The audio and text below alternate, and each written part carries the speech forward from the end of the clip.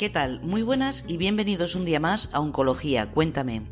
Un momento creado para ti, un espacio para acercarnos a todos, profesionales y pacientes.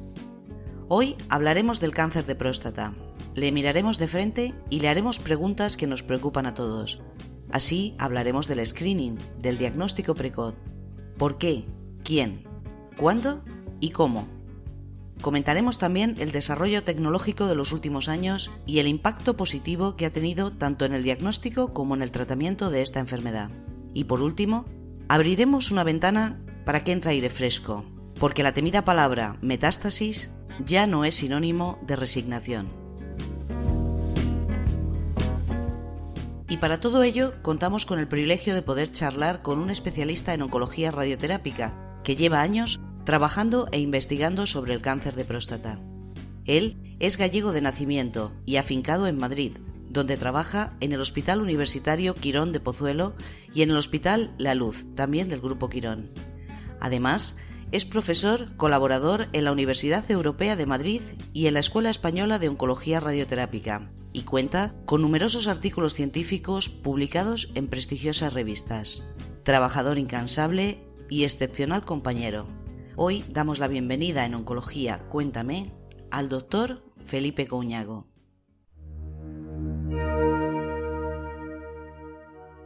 Bueno, buenos días Felipe, ¿cómo estás? Muy bien, María José, muchas gracias. Oye, las gracias te las doy yo por estar aquí un domingo por la mañana hablando de cáncer de próstata. Pero bueno, mira, en tu repaso curricular se me ha olvidado decir que eres un ferviente seguidor del Atlético de Madrid.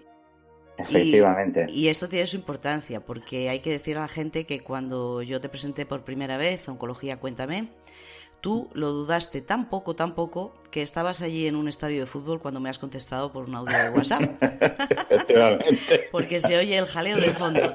Y esto yo creo que ya dice mucho de tu calidad humana y de tu calidad profesional. Así que si te parece bien, pues vamos a hablar del cáncer de próstata, vamos a mirarle a los ojos y vamos a preguntarle aquellas cuestiones que a todos nos preocupan, incluso a la gente en la calle, ¿no? Sobre el cáncer de mama, pues en el screening pues tenemos todo como un poquito más pautado, está todo mejor establecido parece, y en cambio en el cáncer de próstata, en el varón, hay algunas dudas, algunas controversias y esto a veces la gente lo percibe como confusión. Hay que decirle a la gente que una cosa es la controversia y otra la confusión. Así que a mí me gustaría que comenzásemos por ahí, ¿no? Un poquito la historia natural del cáncer de próstata, qué es, a qué entidad nos enfrentamos y en el screening, rastreo, diagnóstico precoz, ¿cuándo y cómo, Felipe? Vale, a día de hoy es cierto que el screening en cáncer de próstata es uno de los temas más controvertidos que hay. ¿Por qué esta controversia? Porque para que el screening sea claramente eficaz y haya que hacerlo, lo que tienes que demostrar es que con una simple prueba, haciendo esa prueba eres capaz de diagnosticar a los pacientes más precozmente y, por lo tanto, aumentarle la supervivencia a estos pacientes pues, al tratar tumores menos avanzados, ¿no? Con la próstata se han hecho varios estudios de screening y los resultados es verdad que son controvertidos, si bien es cierto que el estudio más importante europeo demostró que hacer screening en los varones disminuía la mortalidad asociada al cáncer de próstata. Entonces, a día de hoy, el consenso que tenemos, por lo menos en Europa, es que a todo paciente mayor de 50 años, entre los 50 y 69 años, hagamos un PSA, una primera determinación de PSA, y a partir de ese valor ver qué se hace. Y en pacientes de alto riesgo, pacientes afroamericanos o pacientes con antecedentes de cáncer de próstata de primer grado, pues a esos pacientes hacerle una primera determinación del antígeno prostático específico, el PSA, a partir de los 45 años. Y estas serían un poco las recomendaciones generales. A partir de los 70 años no habría indicación de realizar screening. Entonces, cuando ya nos enfrentamos al diagnóstico, que bueno, vamos a hablar un poco qué es lo que se hace en la mayor parte de los centros y cuáles serían un poco las direcciones futuras con los avances tecnológicos que nos han aportado mucha luz en el diagnóstico del cáncer de próstata. ¿Qué hacemos para diagnosticar un cáncer de próstata, Felipe?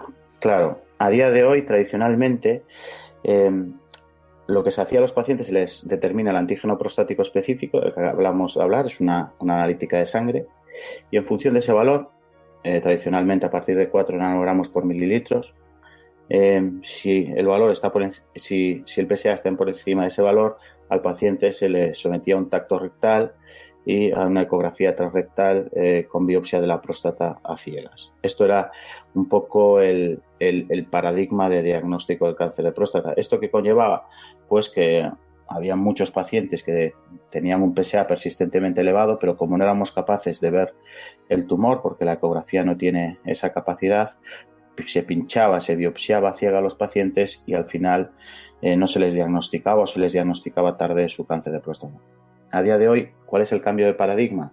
Pues desde aproximadamente el 2010, con el desarrollo de una nueva técnica de imagen, que es la resonancia multiparamétrica. Es una resonancia que aúna lo bueno de la resonancia tradicional que se puede hacer en los huesos, en las rodillas, con técnicas más avanzadas, técnicas de difusión, contraste dinámico, etcétera.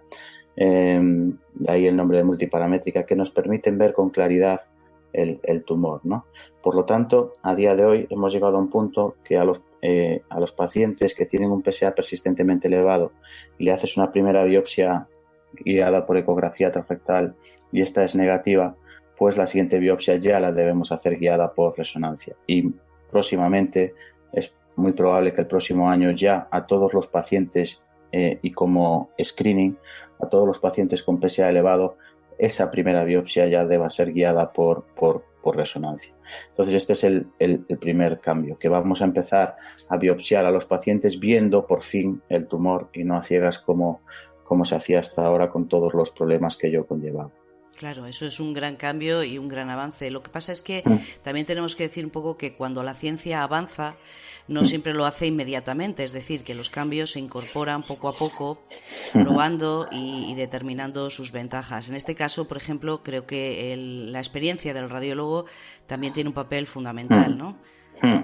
Sí, para las grandes desventajas, entre comillas, o cuestiones que debemos tener en cuenta para realizar una resonancia multiparamétrica, primero es que necesitamos un aparato en condiciones, una tecnología adecuada, por lo menos una resonancia de 1,5 Tesla. Segundo, necesitamos que el radiólogo tenga amplia experiencia en resonancia de próstata. Para que os hagáis una idea, pues se exige un mínimo de 10-15 años para considerar un radiólogo experto en resonancia de próstata.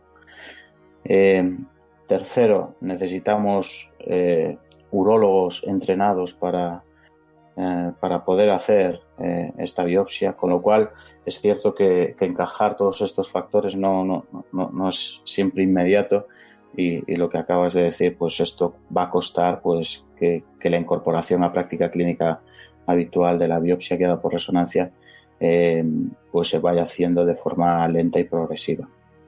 Claro, por eso podemos concluir que a un paciente que a día de hoy se le diagnostique mediante, por así decirlo, el método tradicional, no está mal diagnosticado, simplemente es que tenemos una esperanza ya en un método muchísimo más avanzado que nos permite muchísimos menos problemas de cara a un diagnóstico más acertado y más específico, ¿no? O sea que, eso es. Lo único, el mensaje para el paciente, yo creo que hay que también darlo claro a día de hoy, es paciente que tenga un PSA persistentemente elevado, por encima de 4, y ya tenga una biopsia por el método tradicional guiada por ecografía transrectal negativa, la siguiente biopsia no se debería insistir.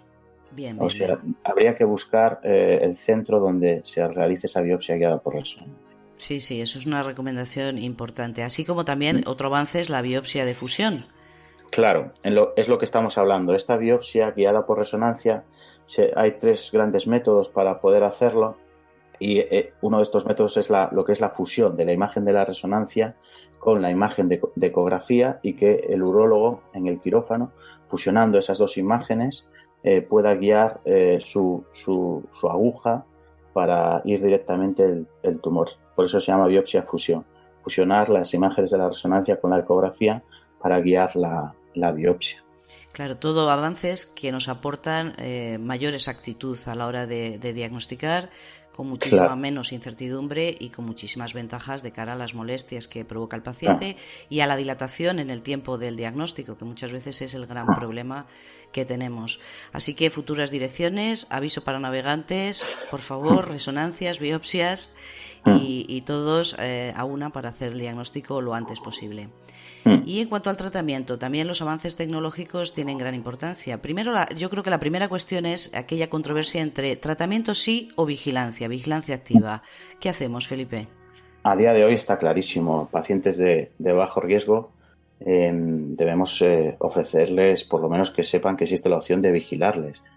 A los pacientes de bajo riesgo hay que explicarles que su tumor no les va a cortar la vida, que es un hallazgo y que existe una opción de vigilarles, es decir, no tratarles y hacerles periódicamente PSAs más o menos resonancias de forma periódica y repetir la biopsia por lo menos en los 2 primeros años desde el diagnóstico. Estos pacientes deben saber que no tienen por qué someterse a los efectos secundarios de los tratamientos de cirugía o radioterapia, porque tienen tumores muy indolentes, que insisto que tratarlos o no tratarlos no va a cambiar probablemente su expectativa de vida. Vamos a definir, si te parece bien, qué es un paciente de bajo riesgo. ¿A qué llamamos un paciente de bajo riesgo?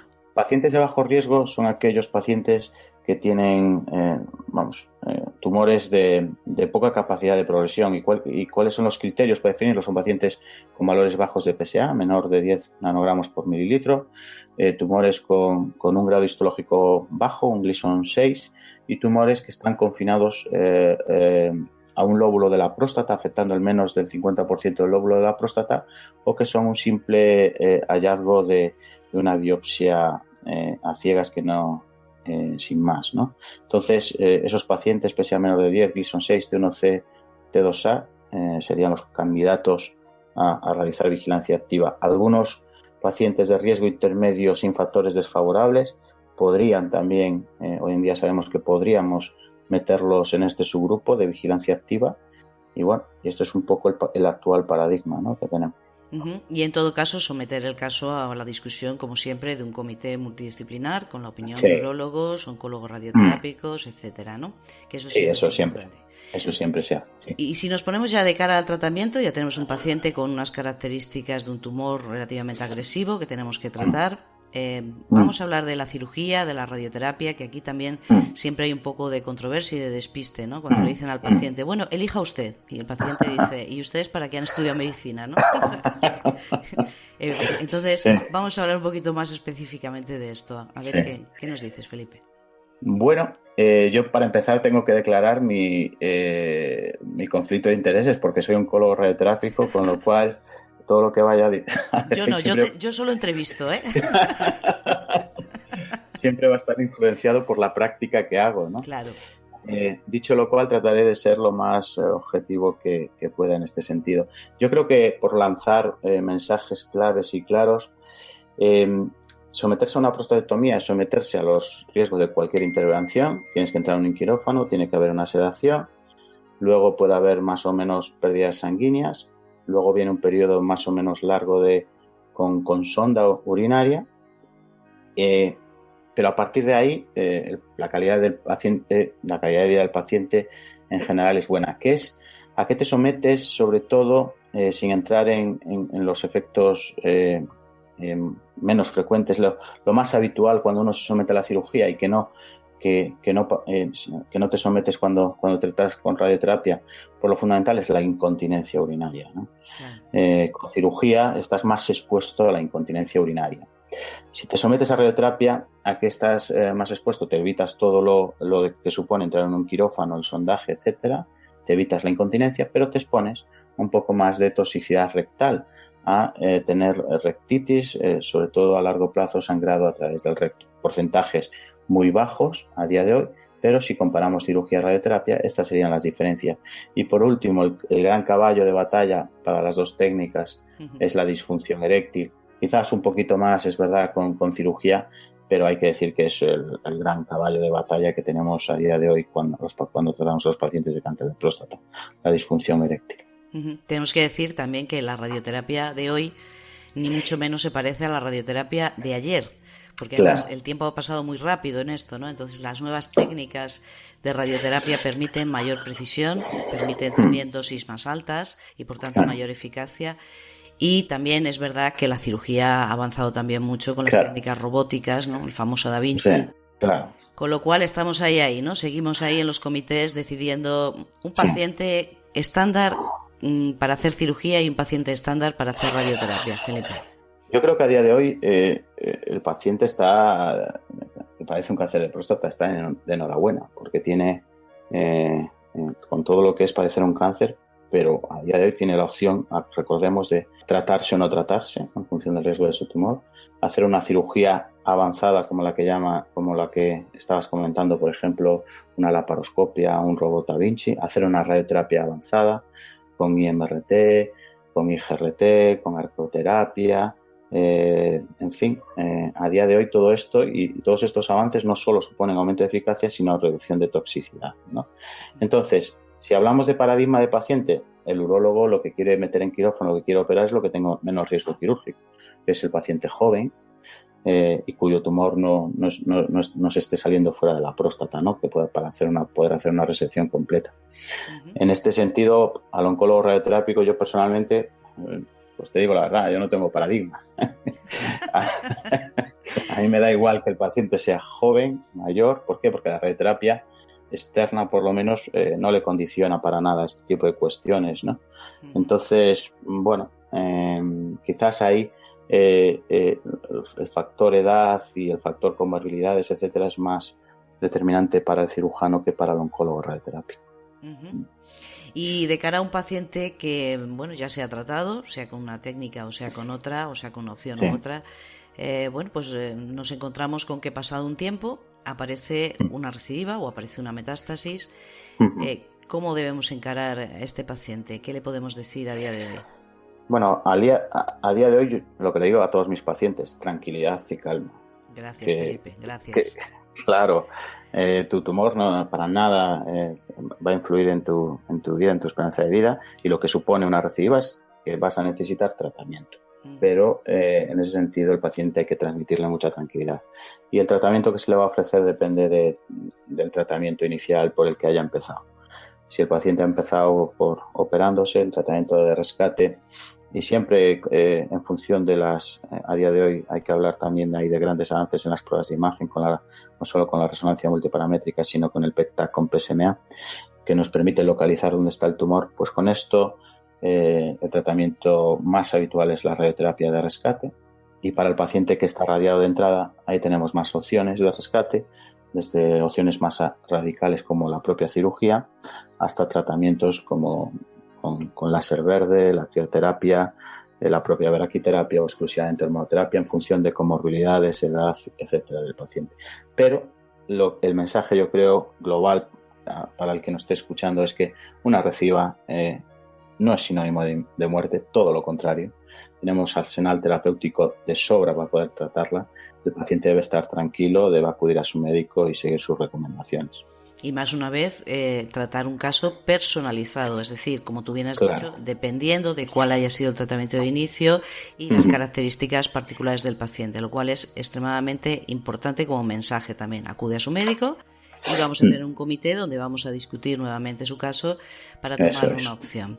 Y en el caso de que aparezca metástasis, este sí que me parece a día de hoy el gran paradigma, ¿no? Porque hasta hace muy poco decir a un paciente: tiene usted metástasis, su tumor está en un estadio avanzado, esto ya ensombrecía totalmente el pronóstico y el paciente, bueno, pues poco más que empezaba a despedirse de todo el mundo. Y sin embargo hoy en el cáncer de próstata en concreto y en algunos otros también, que podremos hablar otro día si te apetece, por ejemplo el cáncer de pulmón, yo ya ahí meto la cuña por si acaso.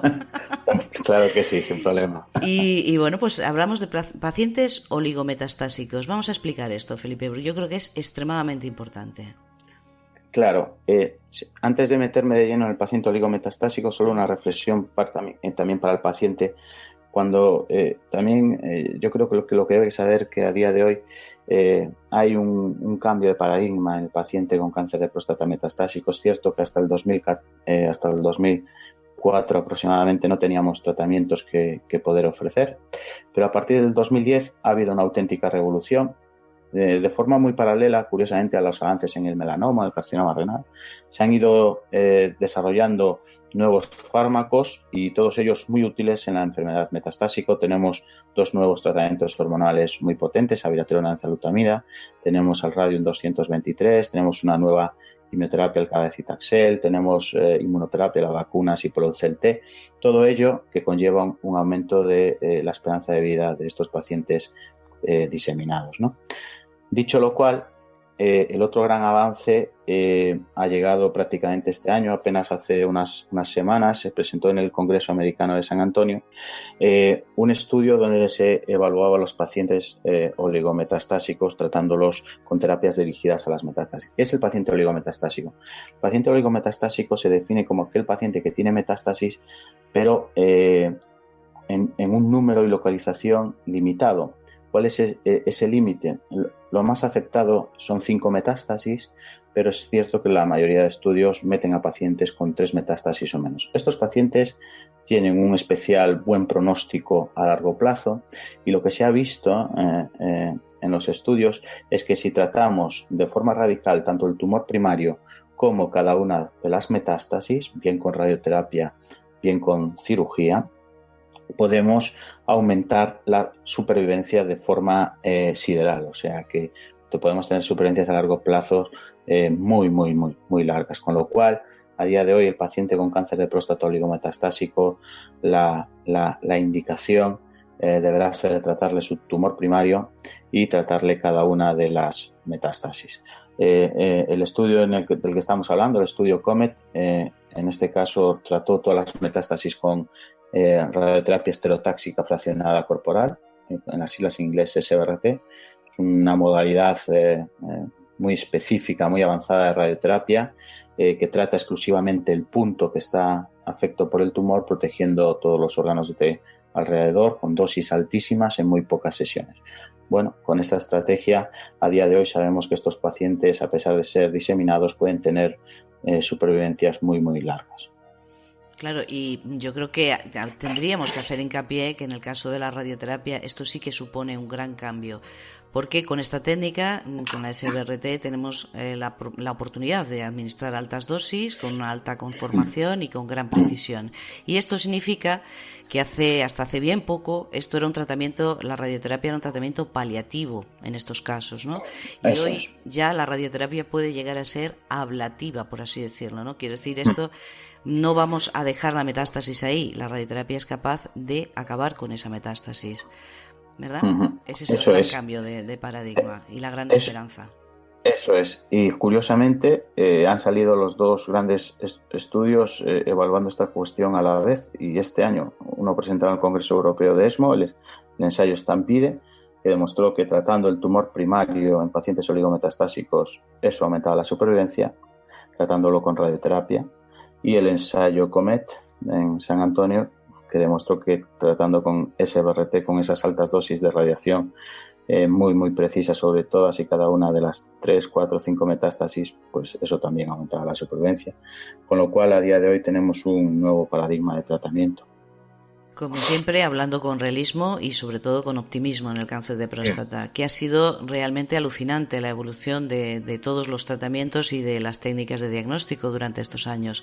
Porque fíjate, cuando yo empecé la residencia no se trataba el cáncer de próstata con radiación, porque los efectos eran tan devastadores que evidentemente los pacientes de próstata que se intentaban tratar con radioterapia, pues prácticamente en la sesión 12ª, 13ª había que parar el tratamiento. Las diarreas eran de tal calibre e incluso algunas obstrucciones muy serias, muy graves, y no se podían tratar con radioterapia. A día de hoy, fíjate, yo soy mayor pero no tanto, o sea, también hay que decirlo. Lo que ha ido muy rápido ha sido la evolución, no yo. Yo me conservo muy bien. Totalmente de acuerdo. Si uno no habla bien de uno mismo, no habla nadie, así que esta es la cuestión. Pero bueno, bromas aparte, esperanza, sobre todo realismo y optimismo, porque realmente Sí, eso que acabas de decir es totalmente acertado y adecuado.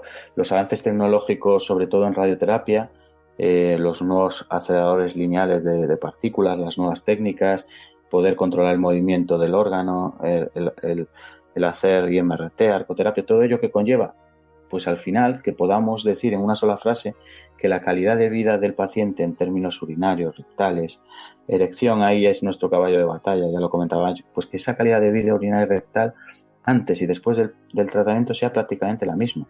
Con lo cual, total mensaje de tranquilidad para los pacientes.